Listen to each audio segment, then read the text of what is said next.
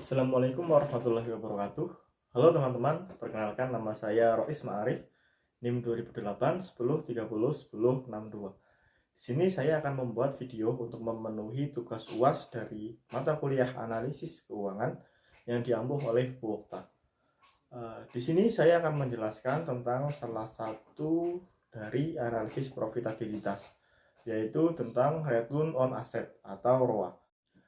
Return on asset adalah salah satu cara untuk menilai seberapa perusahaan dapat memperoleh laba dari aktiva yang digunakan. ROA ini bisa digunakan untuk mengevaluasi apakah pihak manajemen sudah mendapatkan imbalan yang sesuai dengan aset yang dimilikinya.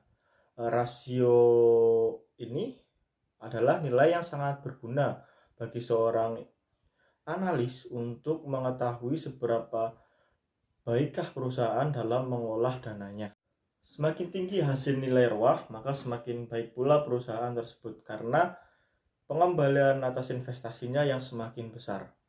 Nilai tersebut menggambarkan pengembalian perusahaan dari aktiva yang telah diberikan kepada pihak perusahaan tersebut. Nah, bisa kita lihat di atas, berikut adalah rumus dari cara menghitung ROA, yaitu ROA sama dengan laba setelah pajak dibagi dengan total aset dikalikan dengan 100%.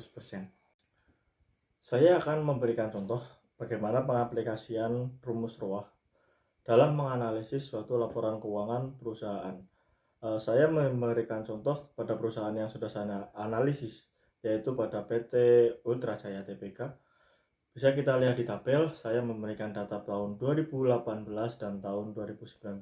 Adapun isinya yaitu tabel tentang laba setelah pajak dan total aset perusahaan. Tadi sudah dijelaskan, rumus ROA adalah laba setelah pajak dikurangi dengan total aset dikalikan 100%.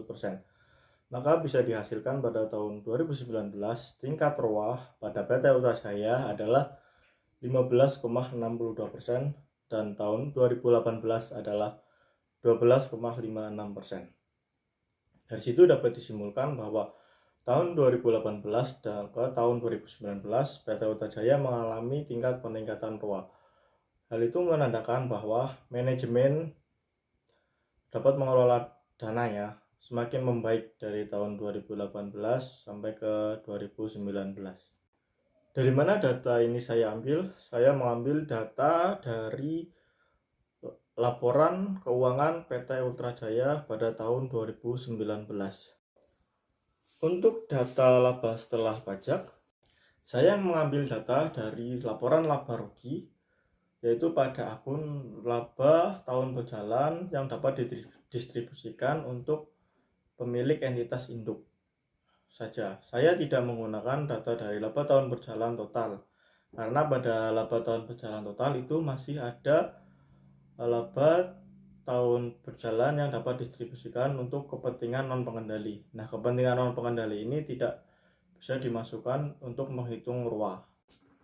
Nah, untuk total asetnya saya mengambil data dari laporan posisi keuangan, yaitu pada akun total aset.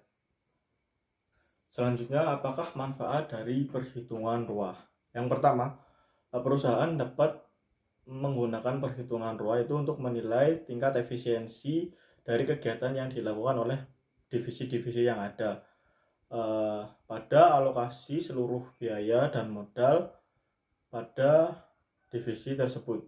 Nah, yang kedua itu adalah untuk menilai seberapa besar tingkat profitabilitas pada produk yang dibuat oleh perusahaan. Dengan memanfaatkan cost system yang tepat, modal dan biaya perusahaan dapat didistribusikan pada setiap produk yang dapat dibuat oleh perusahaan, sehingga bisa mengetahui tingkat profitabilitas dari setiap produk yang dibuat oleh perusahaan. Nah, yang ketiga adalah ROA bisa digunakan untuk pengambilan keputusan oleh perusahaan. Sebagai contohnya adalah ROA bisa digunakan untuk sebagai dasar pengambilan keputusan perusahaan yang hendak melakukan ekspansi.